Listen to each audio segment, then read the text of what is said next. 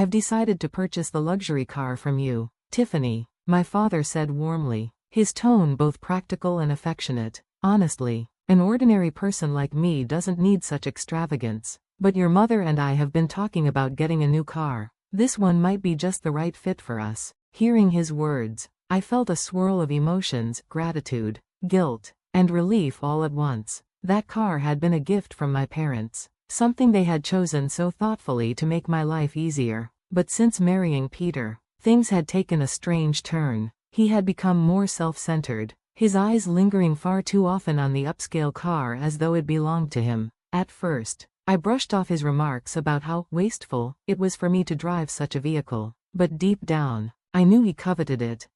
Frankly, I had had enough.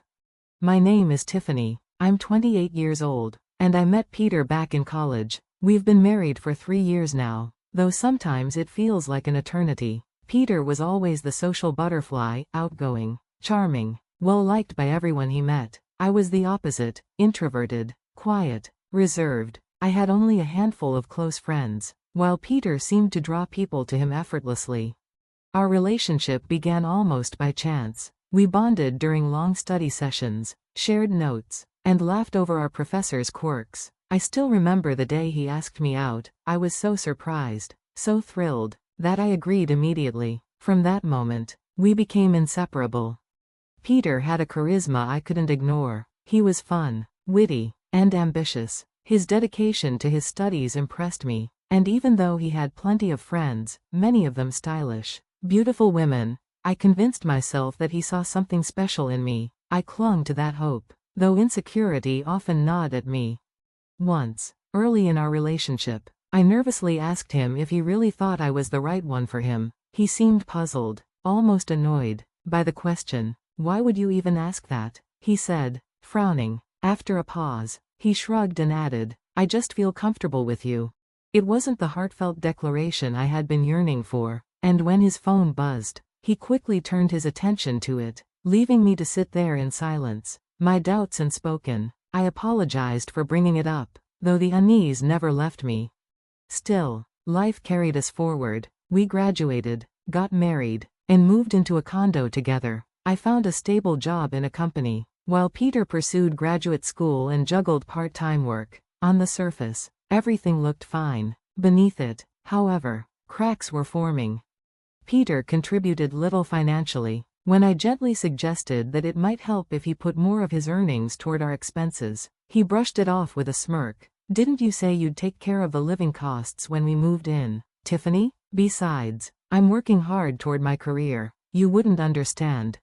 Then came the requests. Oh, and I need $11,000 for a research trip. Can you lend it to me? I'll pay you back later.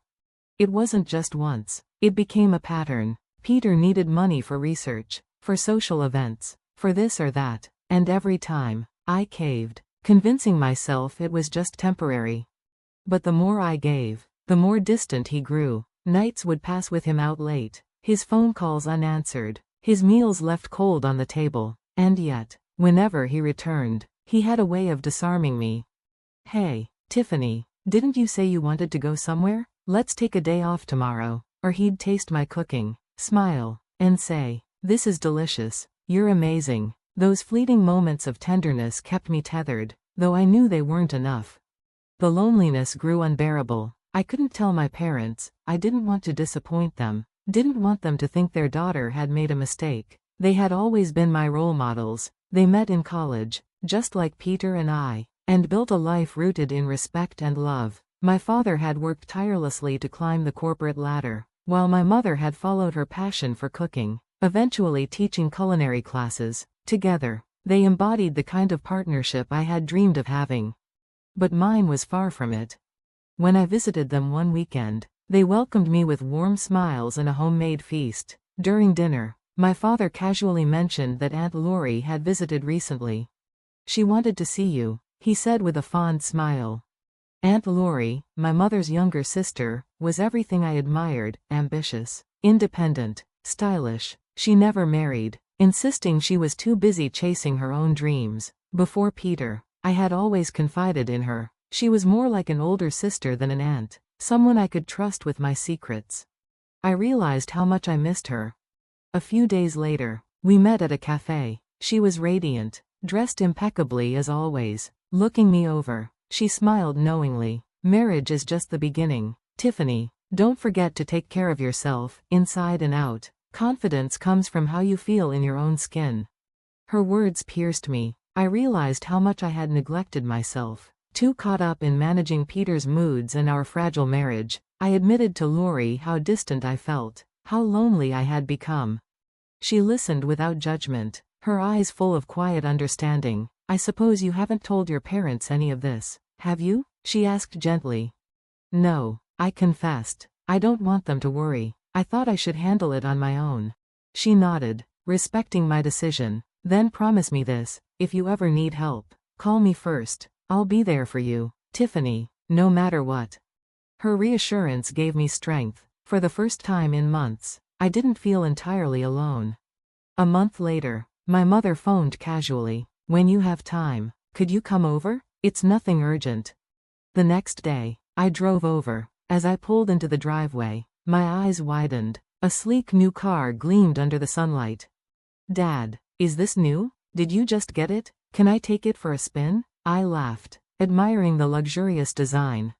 My father smiled, his expression both warm and deliberate. Don't worry about that, he said, a mysterious twinkle in his eyes. I didn't yet realize how much that moment, and that car, would change the course of my life. Warmly, this car is for you, Tiffany. Use it however you like, it'll come in handy, Mom said softly, her voice steady but full of emotion. We saw this car in a TV commercial and remembered you mentioning you liked it, so, it's our gift to you. You've been going through a tough time, and your father and I thought this might cheer you up. If things ever feel overwhelming, just drive this car and come home anytime. You'll always have a place here. I froze, staring at the shiny black SUV parked in their driveway. It wasn't just any car, it was from one of the most prestigious international brands, the kind I only ever admired from afar. It wasn't just about luxury, it was freedom, support, and comfort all wrapped in one unexpected gift. Dad stepped forward, jingling the keys in his hand with that familiar smile that always put me at ease. I've already arranged a parking space near your condo, so you don't have to worry about where to keep it. Consider it taken care of. I laughed nervously, the sound coming out shakier than I intended. Dad, Mom, this is way too much. Are you serious? They exchanged a knowing glance, the kind only parents who'd been through life together could share. You deserve it, Dad said firmly. You've carried more than your share lately. Tears pricked at the corners of my eyes, but I quickly blinked them away, embarrassed to cry in front of them. Still, inside, my heart swelled with gratitude. Later that evening, I found myself driving downtown. The leather seats cradled me in comfort, the faint scent of new upholstery filling the cabin. My hands tightened on the steering wheel as I tried to process everything. At a stoplight, I slipped the key fob from my pocket and pressed the button. The SUV's headlights flashed brightly, almost as if winking at me. That's when I heard a voice behind me. What's with the new car? The words froze me in place. I turned slowly and saw Peter. He hadn't been home in what felt like weeks, yet here he was, casually standing there with that same cocky grin that used to charm me, but now only irritated me. I see, he said, circling the SUV like a predator sizing up prey. A gift from your parents. His tone wasn't admiration, it was envy, resentment. I tightened my grip on the steering wheel. Every time I faced him, words failed me, but this time, something in me snapped. Peter, do you even care anymore? About me? About us? My voice wavered, but I forced the question out. He chuckled, a cruel, mocking laugh that echoed in the street. Are you just realizing this now? Did you really think I loved you all this time? Tiffany, you're ridiculous, pathetic, even for being so hopeful. The words hit me like a slap, my vision blurred with hot tears, but anger surged in me too. Then why did you marry me? I demanded, louder than I'd ever dared before. His smile vanished, replaced with cold indifference. Wow, you're really going to make me say it, huh? Marrying you was convenient, that's all. And now look at you, clinging to this car as if it makes you worthy. It's wasted on someone like you. I felt my knees weaken, but I steadied myself against the car. Peter, my voice cracked. You're cruel. He leaned closer, his voice icy. You know we're getting a divorce, Tiffany. Without me, you'll never find another man. Think about it. And with that, he turned on his heel and walked away, leaving me alone in the night. Shaking, I drove home, my hands trembling on the wheel. The road stretched out before me in a blur of headlights and shadows. By the time I pulled into my condo's parking spot, my head pounded, my heart aching with betrayal. For days, I wandered in a haze. Then, with a deep breath, I picked up my phone and called Aunt Lori. She was the only one I could turn to. When I finally confessed everything, she listened quietly, her calm presence soothing my scattered nerves.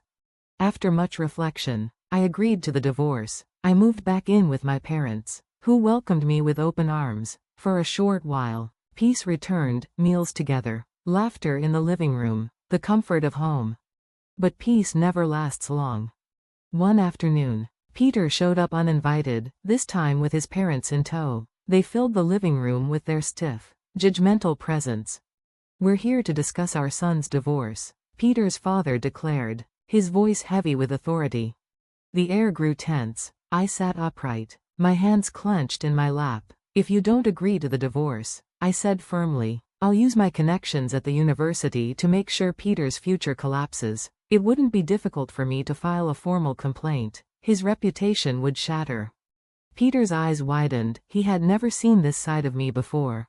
His father slammed his hand on the table. You manipulative girl. We could contest this divorce in court. Poor Peter. He told us how you forced him to stay away and gave him money just to keep him around. Greedy. Controlling. This is who you really are.